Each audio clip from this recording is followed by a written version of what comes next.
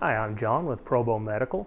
We're going to go over setting up the networking on your GE LOGIQ E9. When you're setting up the networking on your LOGIQ E9, first thing you need to do is make sure you're set up as admin. So the easiest way to check to see if you are as an admin user is go to the Patient tab and then look up here at the operator. Make sure that that says admin or you're using a user with admin privileges. The easiest way to determine that is you should have a delete button right here. If there is no delete button, and I'll show you by going to a user, you'll see that delete button is gone. So we'll go back to admin. There should be no password. Now we have our delete button back, so we know we're logged in as admin, and I can just hit the freeze button to get off of that page. So we're going to go into our utility down here. So we push utility, and that's going to bring up on our touch screen a bunch of options, and we're going to go over here to the connectivity tab. That's going to bring up a screen that looks like this. Okay, on this tab, this very first page, the TCP IP, this is where you would enable a DHCP, or if you're static, you do not want that checked, and you want to type in your static IP address, your subnet mask, default gateway, put that here. We're not going to go into a wireless configuration right now. This computer name is not the AE title for this ultrasound machine. Okay, once we have our network established, we're going to go to the next tab across that says device. With my computer highlighted, if you look down, this is the AE title and the port number for this ultrasound machine. Okay, so now we're going to add our PACS service. So I'm going to hit the add button, and that put a new device here. So the name we put in this location is just a nickname for your PACS system. Okay, then we'll come over here and we're going to type in our IP address. So we could just, in this circumstance, we're just going to put some garbage in here. And if you were connected to a network and this was the actual IP address for your PACS, you would hit this little face here. It's going to ask to save changes. Just hit the OK. Now, I'm going to fail this ping, and all of the pings from here on are going to fail on this demo just because I'm not connected to a network. But if you were connected to network and this is the correct IP address for your PACS, you should get a smiley face here. Okay, next step down the line, we'll go to service. Okay, if you hit this drop down, we have my computer, which is not what we're interested in setting up at the moment. We're going to go to PACS. There currently are no services available for PACS, so we click this drop down, and this is going to be a DICOM image storage, and then you need to hit add. Now we have all of our information to finalize this. So this is where you put in the AE title for your PACS. So I'm just going to use PACS AE, and we'll say we're on port 1112. The rest of this stuff here rarely have to change. Right here, this allow clips is if your PACS accepts cine clips. Okay. Allow enhanced DICOM objects. Very few PACS systems require this. Allow raw data. Unless it is a GE PACS, you do not want to select this box. This will send a lot of extra data to your PACS system and really be a data hog. If you are utilizing structured reporting, then you will want to check that box. Okay. At this point, we could hit the verify, and if everything is set up with your AE title, port number, and all of this matches, it's going to test that. And at this point, we should get a smiley face. So we could hit the save right here. And so our PACS is set up. Now, let's say you have a work list attached to this same PACS system. We can go ahead and add a work list. And this is where you type in your work list AE title and your port number associated with that work list. And most of the rest of this rarely requires modification. You would want to hit that smiley face again. So we would hit the save, and you'd hit that. If you put your information in correctly, then it should give you that smiley face. The next step in line is data flow. Okay? Now, this box here is the list of data flow options. If you only have one data flow, if every time you end an exam you want it to send to PACS, then we're just going to stick with this, because the default data flow is local archive. We'll leave it at local archive. If you needed to have multiple data flows, maybe one day you sent to one PACS system, one day you sent to another, that is where we would add a new data flow, and we would call it whatever you wanted to call that. Okay? Direct store. What direct store means is that when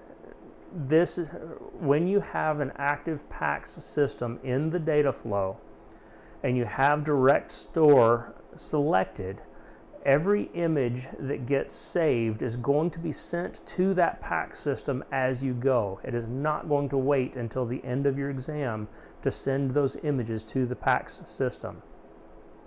Okay, so our default data flow is going to be local archive, this top one.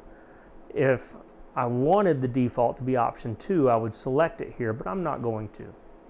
Okay, so we're going to modify our local archive. So local archive is the hard disk on the ultrasound machine. So we definitely want every image that we save to be saved onto the hard drive of the machine. But we also want it to go to PACS. So I'm going to send that over here. And then I could hit the smiley face. We would save that. And it would check, I'm getting a frowny face because this PACS doesn't work, because I'm not connected to a network. If we wanted to go to option 2, you'll see option 2 is not sending to PACS, and we'll leave it that way. But we could select it to go somewhere different.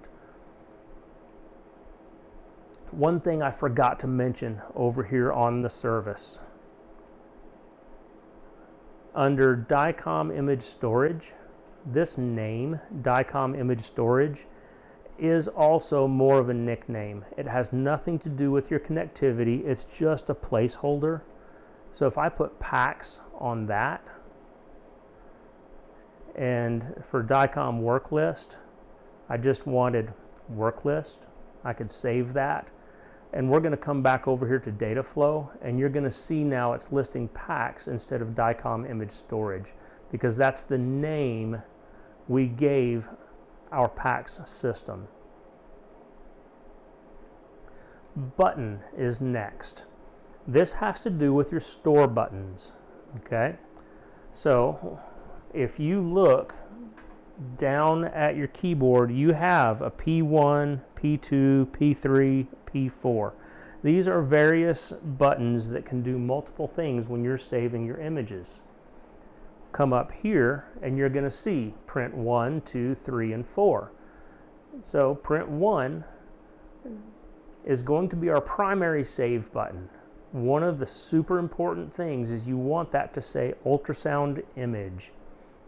If it says secondary capture, then what it's going to do is it's going to send that image to PACS in pixels and not as an actual calibrated DICOM image, and it makes it difficult for the doctors to measure things in the PACS system.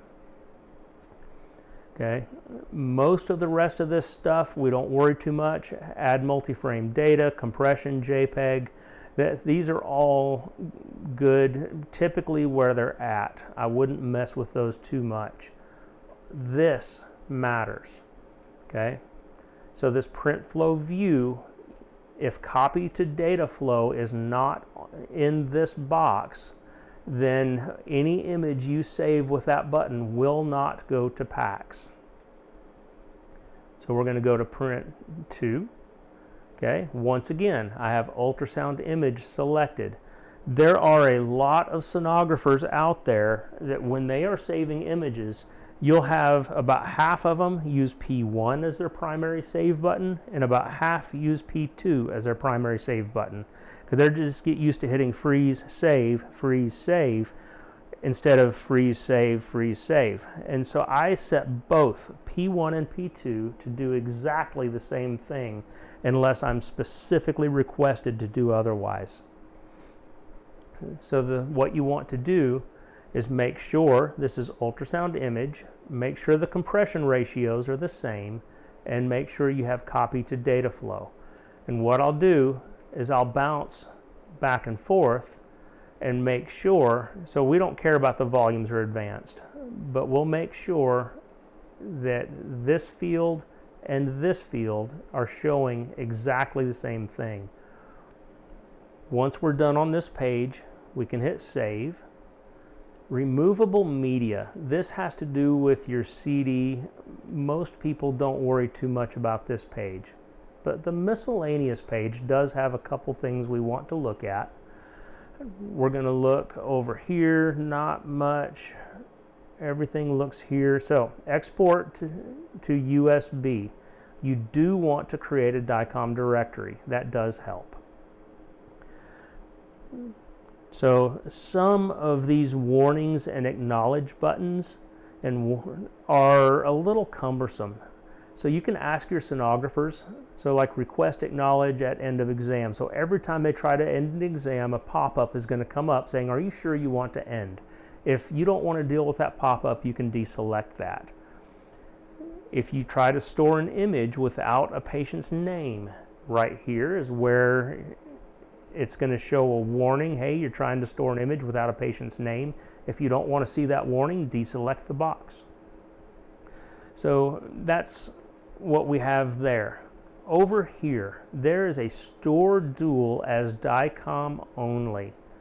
Okay, this button is much better off if you check it.